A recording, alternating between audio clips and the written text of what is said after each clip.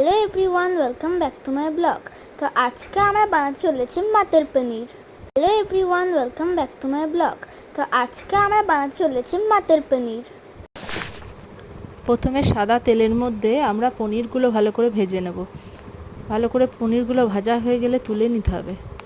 তারপরে ওই তেলের মধ্যে প্রথমে আমরা সাদা তেলের মধ্যে পনিরগুলোকে একটু ভেজে নেব। ভাজা হয়ে গেলে তুলে নেওয়ার পর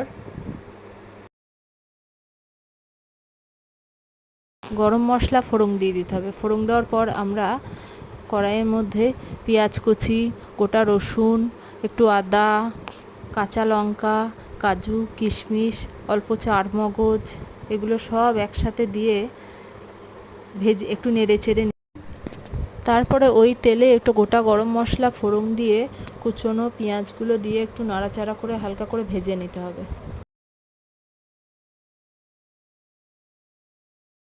তারপর আদা, রসুন, কাঁচা লঙ্কা, তারপর কাজু কিশমিশ, চারমগজ, এগুলো ভালো করে দিয়ে হালকা করে আর একটু ভেজে নিতে হবে।